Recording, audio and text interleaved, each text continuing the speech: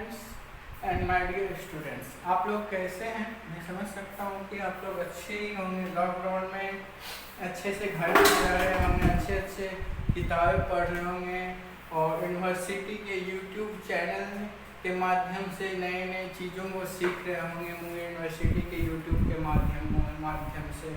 चलिए आज हम लोग शुरू करते हैं अपना नया टॉपिक C++ में। C++ हमारा चैप्टर वही है जो पिछला चैप्टर चला टोकेन्स, वही चैप्टर के अंदर ये मेरा फोर्थ टॉपिक है। इससे पहले हम लोग आइडेंटिफायर्स के बारे में जाने थे। आइडेंटिफायर्स क्या होता है, आइडेंटिफायर्स कैसे काम करता है, इन सारी चीज़ों के बारे में हम लोगों ने पहले जाना था।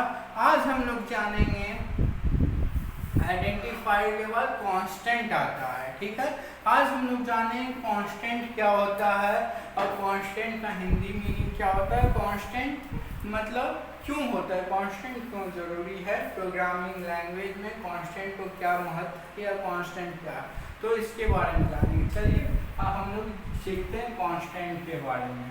चलिए आज का क्लास हम लोग स्टार्ट करते हैं। ठीक है,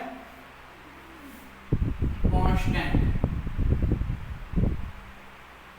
ये कांस्टेंट आप लोग एक शब्द होता है कांस्टेंट। कांस्टेंट का हिंदी मीनिंग क्या होता है, सबसे पहले कांस्टेंट के हिंदी मीनिंग के बारे में हम लोग समझते हैं। कांस्टेंट का हिंदी मीनिंग क्या होता है तब हम लोग जानेंगे कि तब हम लोग कांस्टेंट को और भी अच्छे तरीके से समझ पाएं, ताकि हमारे पास जो हमारा ये चैनल देख रहे हैं, यूट्यूब का ये जो चैनल देख रहे हैं, ये जो वीडियो लेक्चर देख रहे हैं, बहुत सारे स्टूडेंट्स हिंदी मीडियम से भी आए होंगे। इसीलिए इसको हम पूरी तरह से जहाँ तक हो सके मेरी कोशिश रहा कि इस पूरे चैप्टर को हम अपने से हिंदी में कन्वर्ट करके आप लोगों को पढ़ा सके। ठीक है, चलिए हम लोग देखते हैं कांस्टेंट। कांस्टेंट का अर्थ क्या होता है? कांस्टेंट का अर्थ होता है स्थिरांक। स्थिरांक यानी जो चीज स्थिर रहता हो, यानी जो चीज स्थिर रहता हो, ना चलायमान, जो कहने का मतलब जिसको हम जहाँ सेट कर दिए जिस वर्ड को, उसी चीज वो वहीं स्थिर हो जाए, वहाँ से इधर उधर नहीं डोले, तो उसी चीज को हम लोग कांस्टेंट करते हैं। ठीक है, एक शब्द होता है डायनेमिक। डायनेमिक का क्या होता है? अस्थिरांक, यानी डायनेमिक जो है वो चेंजेज हो सकता है, यानी वो इधर से उधर जा सकता है, और कांस्टेंट इधर से उधर नहीं जाएगा।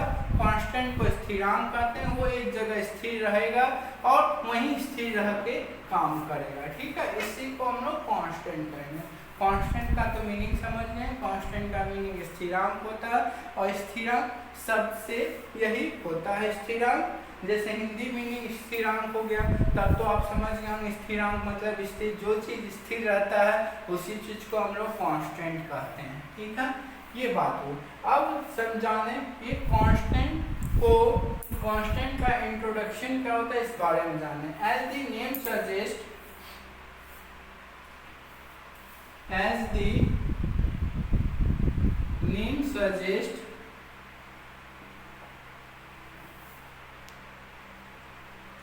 as the name suggests,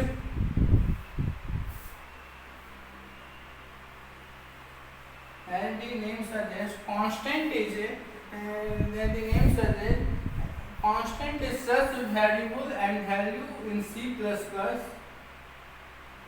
The constant is a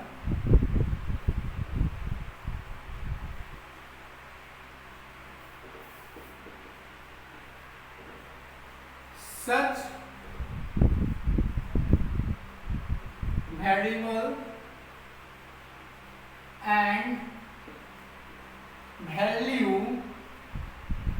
in C++ language, which can't be modified, in the program, which can't be modified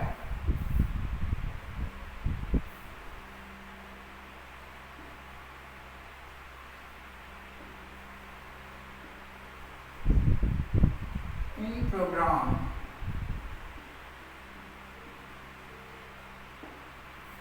ठीक, they are fixed value in a program. They have a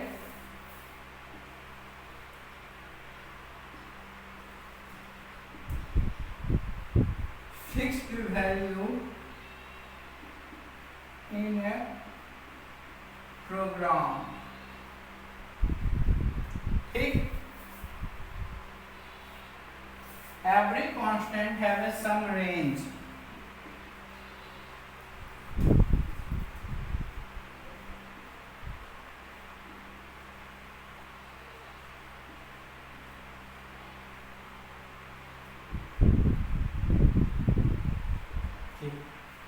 अब हम लोग इसका मतलब समझते हैं, क्या मैंने लिखा है और इसका मतलब क्या होगा, इस चीज के बारे में हम लोग समझते हैं। देखिए, as the name suggest, as the name suggest कहने का मतलब जैसा कि नाम है constant, as the name suggest यानी जैसा कि नाम है constant, the constant is a such variable, the constant is a such variable,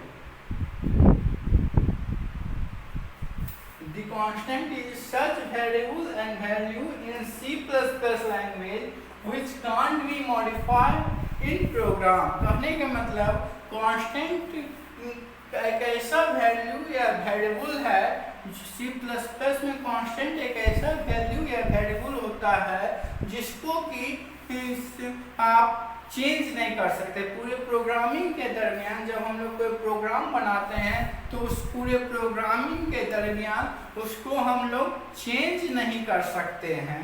तो जिसको चेंज नहीं कर सकते हैं उसी चीज़ को कांस्टेंट कहेंगे, यानी प्रोग्राम के रनिंग टाइम में जो चेंज नहीं हो सकेगा उसी चीज़ को हम लोग कांस्टेंट का, ऐसा वैल्यू या वेरिएबल जो C++ में यूज होता है जो कि पूरे प्रोग्राम के दरमियान चेंज नहीं हो सके तो उसी को हम लोग कांस्टेंट कहेंगे, यानी जिसको मॉडिफिकेशन नहीं किया जा सकता हो। ठीक है, they have a fixed value in a program, उसका एक फिक्स्ड वैल्यू रहेगा प्रोग्राम के अंदर, उसका एक फिक्स्ड वैल्यू, कहने का मतलब उसका एक फिक्स्ड, उसका ऐसा वैल्यू रहेगा फिक्स जो कि चेंज नहीं, यानी अगर हमें कॉन्स्ट इंट a बराबर 20 लिख दे, कॉन्स्ट इंट a बराबर 20 अगर हम लिख देंगे तो ये पूरा वैल्यू पूरे प्रोग्रामिंग के दरमियान ये चेंज नहीं हो पाएगा।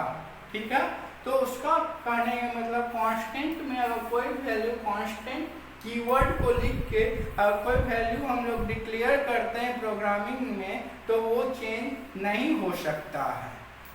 ठीक है, तो इसी चीज को हम लोग कांस्टेंट कहें, इसी चीज को हम लोग कांस्टेंट कहते हैं। ठीक है, अब आते हैं कैसे इसको हम लोग और भी अच्छे तरीके से एक फिगर के माध्यम से इसको हम लोग समझते हैं।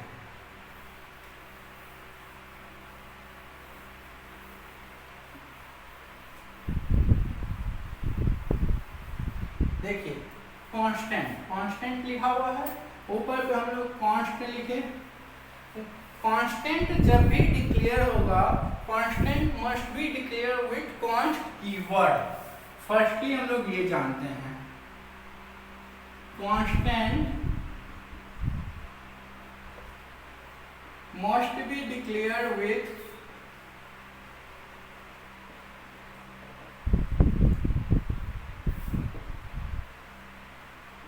Const keyword.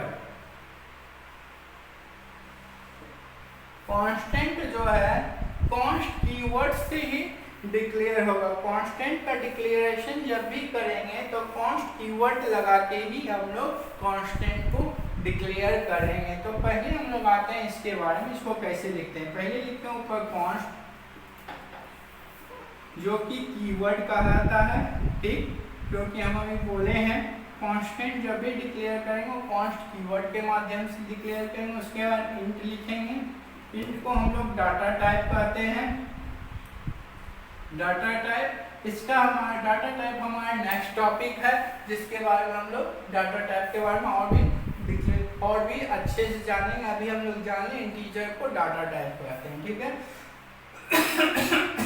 उसके वेरिएबल लिखेंगे, कुछ भी वेरिएबल लिखेंगे तो उसको हम लोग लिखेंगे, ये हो गया नेम ऑफ द कांस्टेंट, यानी कांस्टेंट का क्या नाम है, वो हो गया नेम ऑफ कांस्टेंट। ठीक है, और उसके बाद हम लोग 5 लिखेंगे। 5 मतलब हुआ इनिशियल वैल्यू।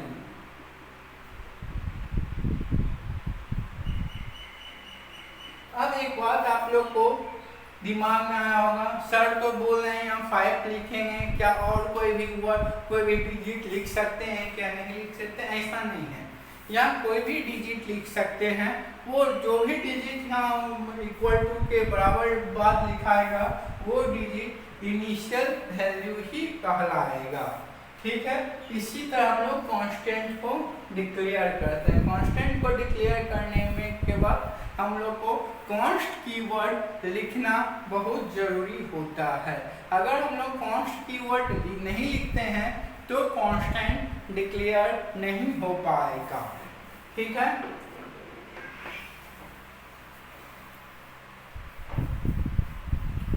अब आता है डेफिनेशन ऑफ कांस्टेंट। ये हम लोग का कांस्टेंट का इंट्रोडक्शन हुआ। कांस्टेंट कैसे लिखेंगे या कांस्टेंट क्या है इसके बारे में हम लोग जाने अभी। अब हम लोग जानेंगे डेफिनेशन ऑफ कांस्टेंट। कांस्टेंट का क्या डेफिनेशन है, क्या प्रॉपर डेफिनेशन है कांस्टेंट का, उसके बारे में हम लोग जानेंगे।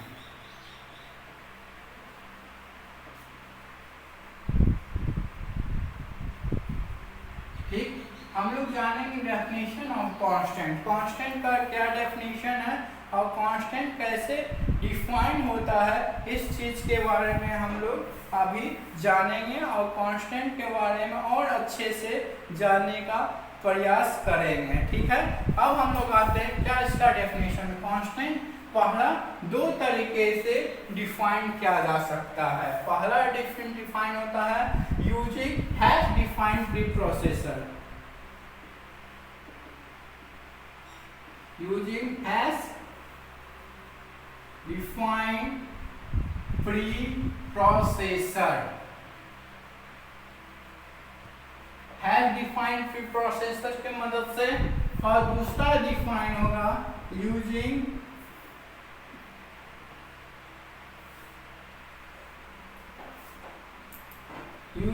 Const keyword.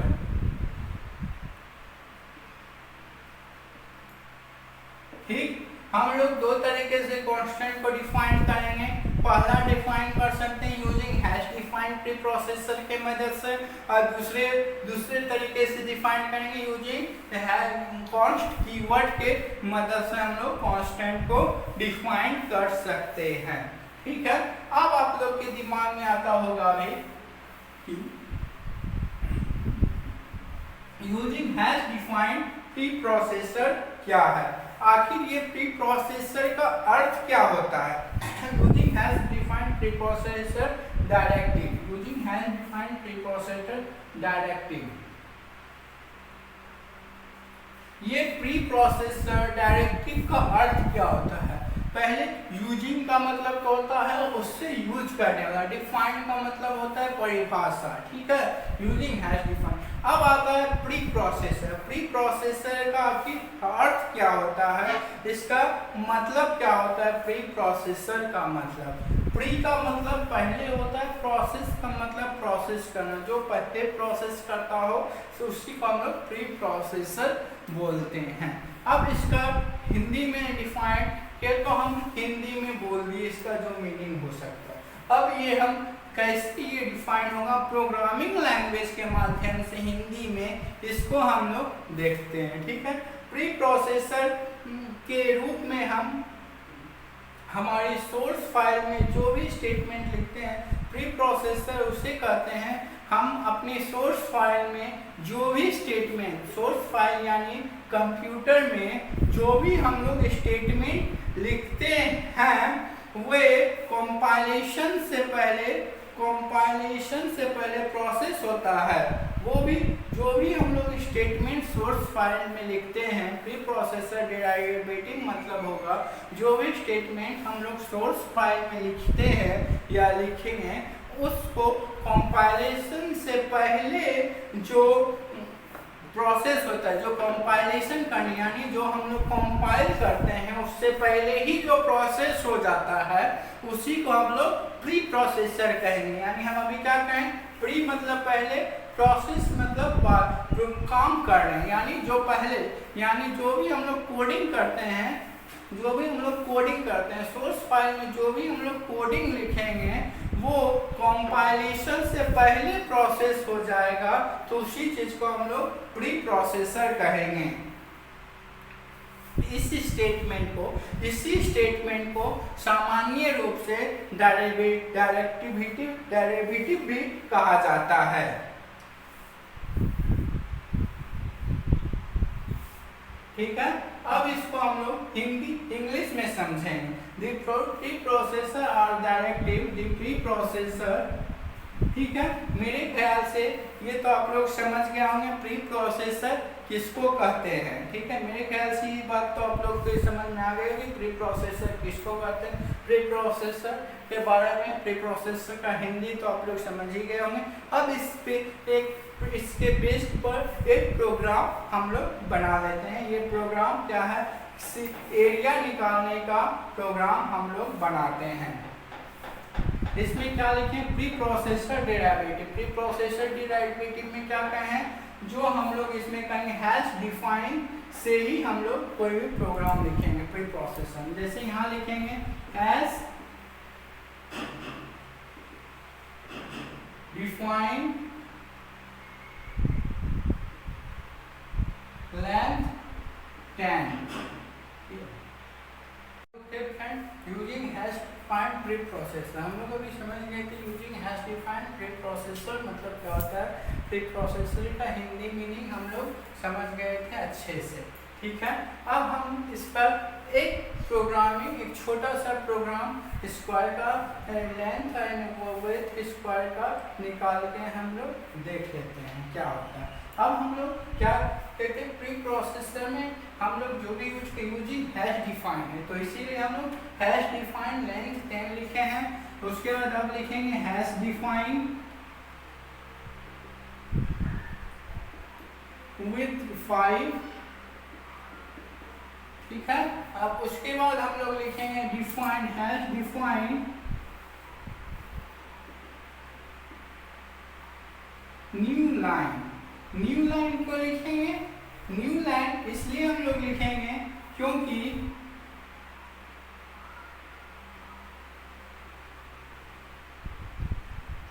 न्यू लाइन इसलिए लिखेंगे क्योंकि हम लोग को नया लाइन लेना है।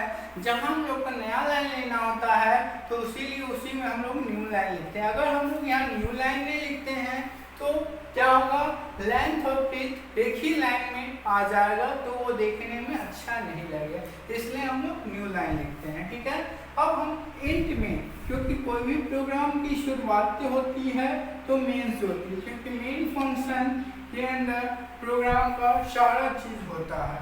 उसके बाद कर्ली ब्रैकेट को ऑन करेंगे यानी प्रोग्राम को बनाना प्रारंभ करेंगे। यहाँ क्या लिखें, एरिया निकालना, तो एरिया का फर्स्टली हम लोग फार्मूला लिखते हैं length into breadth, LENGTH। Area का क्या फार्मूला होता है, लेंथ इनटू ब्रेथ। अब क्या होगा, cout equal to, cout मतलब आउटपुट। C++ में हम लोग आउटपुट लेने के लिए किस चीज को यूज करते हैं बच्चों, सी आउट का यूज करते हैं आउटपुट लेने के लिए। आउटपुट के आगे ये जो दो ऑपरेटर हम लोग लगाएं इसको क्या कहेंगे, इसको हम लोग कहेंगे आउटपुट ऑपरेटर, क्योंकि C++ में आउटपुट देने के लिए इस आउटपुट ऑपरेटर को लगाना बहुत जरूरी होता है, तभी आउटपुट देता है। तब हम यहाँ क्या लिखेंगे, सी आउट एरिया, यानी एरिया क्या है तो ये दिखाएगा। उसके बाद सी आउट न्यू लाइन, सी आउट न्यू लाइन, इसका एरिया क्या है और न्यू लाइन। ठीक है, अब यहाँ हम लोग क्या लिखेंगे, रिटर्न 0। अब हम लोग यहाँ रिटर्न 0 लिखेंगे। रिटर्न 0 क्यों लिखते हैं, क्योंकि C++ में मेन जो है कुछ ना कुछ रिटर्न करता है, इसीलिए हम लोग यहाँ रिटर्न 0 लिखते हैं। ठीक है, ये प्रोग्राम आपका बन के तैयार हो गया। ठीक है, अब इसका आउटपुट क्या आएगा?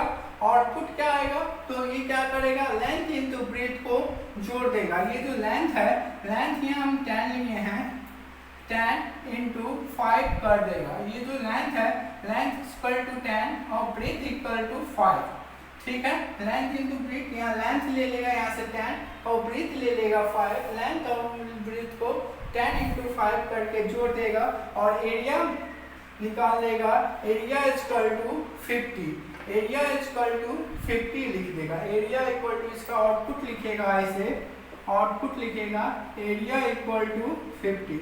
इसका आउटपुट 50 आ गया, आपको 50 आ गया। 50 आने के बाद जो आपका कर्सर है, जो आपका कर्सर ब्लिंक करेगा आउटपुट ऑपरेटर से आउटपुट स्क्रीन पर, जो आपका कर्सर ब्लिंक करेगा वो ऑटोमेटिकली न्यू लाइन पर वो कर्सर आ जाएगा। ठीक है, ये हुआ आपका एरिया निकालने का एक छोटा सा प्रोग्राम हैश डिफाइंड फंक्शन के, हैश डिफाइंड प्री प्रोसेसर के फंक्शन। अब इसमें आप लोग को बच्चों लगेगा क्या ये तो प्रोग्राम हो गया, इसमें हैश डिफाइंड प्री प्रोसेसर कैसे काम करे? देखिए, हैश डिफाइंड का प्री प्रोसेसर का क्या दिया है, वो प्रोसेस करने से पहले करेगा। तो यहाँ देखिए 10 इंटू 5 जो है वो पहले यहाँ कर देगा, उसके बाद प्री प्रोसेस कर देगा, उसके बाद वो 10 इंटू 5 आपको कैलकुलेट करके ऑटोमेटिकली ये दे देगा। यही वो hash into pre process.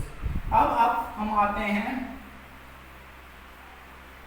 Second definition की ओर, जिसको कॉन्स्ट कीवर्ड के सहायता से हम लोग डिफाइन करेंगे। कॉन्स्ट कीवर्ड के सहायता से, using const keyword. Second definition में क्या है, यूजिंग कॉन्स्ट कीवर्ड। ठीक है, ठीक। अब हम लोग सेकेंड डेफिनेशन देखेंगे यूजिंग कॉन्स्ट कीवर्ड की, यानी कॉन्स्ट कीवर्ड, कॉन्स्ट मतलब कांस्टेंट होता है। ठीक है, कांस्टेंट कीवर्ड के मदद से किसी प्रोग्राम को हम लोग कैसे फॉर्म करते हैं, यानी किसी प्रोग्राम को हम लोग कैसे बनाते हैं, ये हम लोग देखते हैं कॉन्स्ट कीवर्ड। अब इसका क्या होगा, हमेशा जो है प्रोग्राम में कॉन्स्ट कीवर्ड, कांस्टेंट का कोई भी प्रोग्राम बनाएंगे, ये तो हम आपको बतलाएं कांस्टेंट का कोई प्रोग्राम बनाएंगे तो उसमें कॉन्स्ट की प्रीफिक्स देंगे। We can use const prefix using const prefix to declare a constant.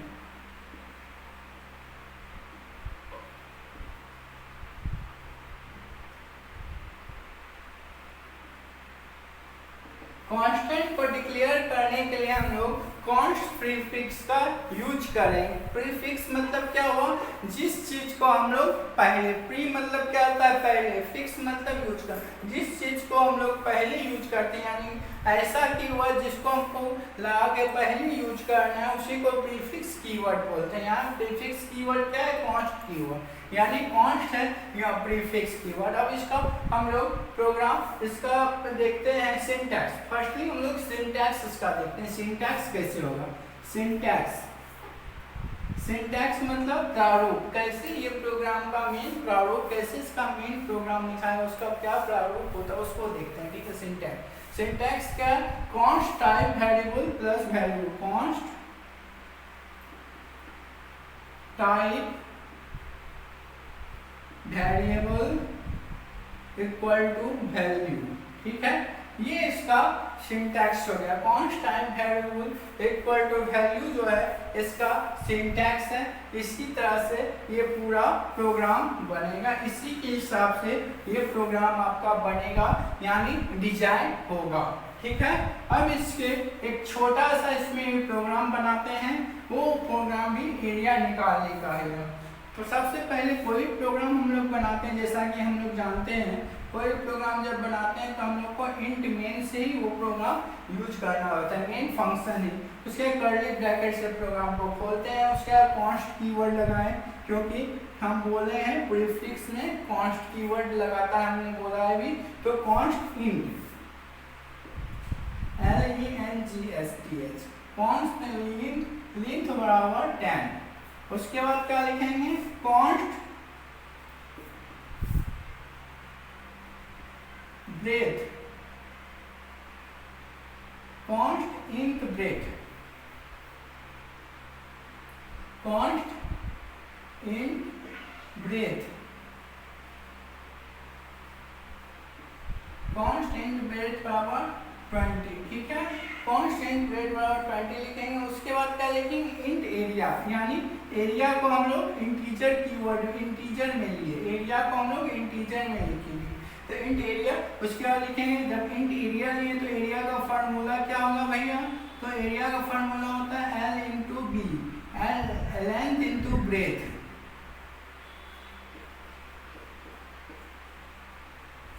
Area का फार्मूला हो गया लेंथ इंटू ब्रेथ। अब क्या लिखेंगे हम लोग सी आउट, सी आउट एरिया लिख दिए। अब हम लोग लिखेंगे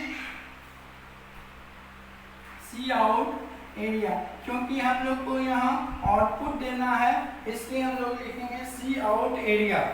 एरिया क्या है ये हम लोग को जानना है, एरिया। उसके बाद हम लोग लिखेंगे क्या रिटर्न 0, क्योंकि C++ में कुछ ना कुछ रिटर्न करेगा, इसलिए हम लोग 0 लिखते हैं, यानी कुछ रिटर्न है।